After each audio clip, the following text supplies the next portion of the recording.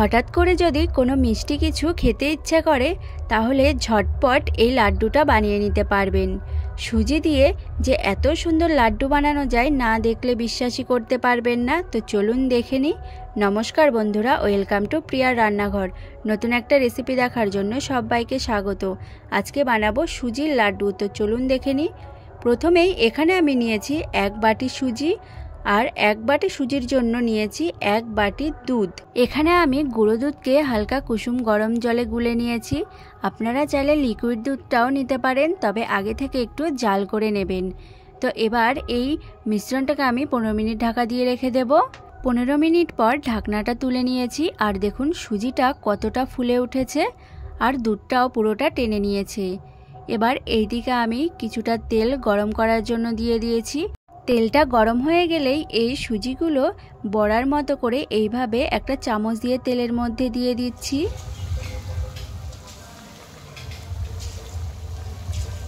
এই বড়াগুলো খুব বেশি ভাজার দরকার নেই, হালকা একটু ভাজলেই হয়ে যাবে। আর লাল লাল করারও কিন্তু একদমই দরকার নেই। বড়াগুলো খুব সুন্দরভাবে ভেজে নিয়েছি।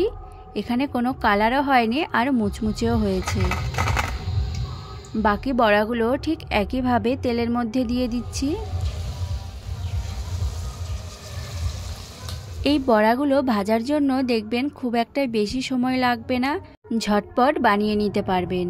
তো দেখুন এই বড়াগুলো সুন্দর করে ভেজে নিয়েছি। এবার এই বড়াগুলোকে আমি কিছুক্ষণের জন্য ঠান্ডা হতে দেব। আর বড়াগুলো ঠান্ডা হয়ে গেলে এভাবে হাত দিয়ে একটু ছোট ছোট করে টুকরো করে নিচ্ছি।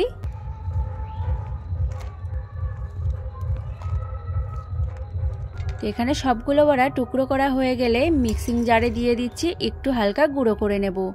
তো দেখুন মিক্সিং জারে হালকা একটু গুঁড়ো করে নিয়েছি, তবে খুব একটা মিহি করিনি। এইরকম একটু দানা দানা ভাব যেন থাকে। সবগুলো বড়াকে এইভাবে একটু গুঁড়ো করে নিয়েছি।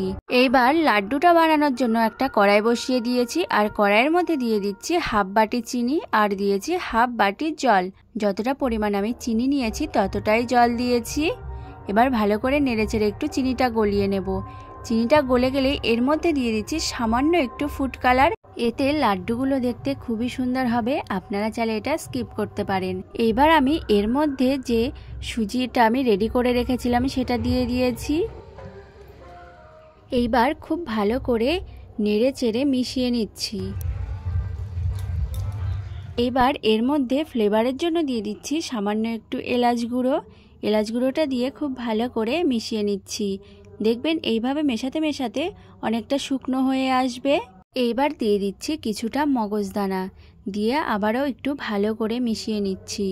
আর সব শেষে দিয়ে দিচ্ছি সামান্য একটু ঘি। তো দেখুন এখানে কিন্তু আগের থেকেও অনেকটাই একটু শুকনো শুকনো হয়ে গেছে। এবার আমি একটা থালার মধ্যে নামিয়ে নিচ্ছি। নামিয়ে এইভাবে একটু ছড়িয়ে দিচ্ছি ঠান্ডা হওয়ার জন্য। আর ঠান্ডা হয়ে গেলে হাতে একটু ঘি লাগিয়ে নিয়েছি। ঘিটা লাগিয়ে এইভাবে গোল গোল করে লাড্ডুগুলো তৈরি করে নেব। তো দেখুন লাড্ডুটা কতটা সুন্দর হয়েছে।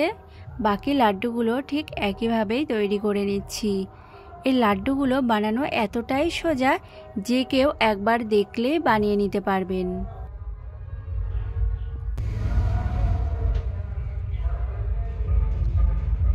তো দেখুন এখানে আমি সবগুলো লাড্ডু তৈরি করে নিয়েছি। দেখতে কতটা লোভনীয় হয়েছে, পুরো দোকানের মতো। খেতেও এত ভালো হয় এই লাড্ডুগুলো, আর ঝটপট বানিয়ে নিতে পারবেন খুবই কম খরচে। একবার যদি এই লাড্ডুগুলো বাড়িতে বানিয়ে নেন তাহলে কিন্তু আর কোনোদিন দোকান থেকে কিনে খেতে হবে না, এতটাই টেস্টি হয়।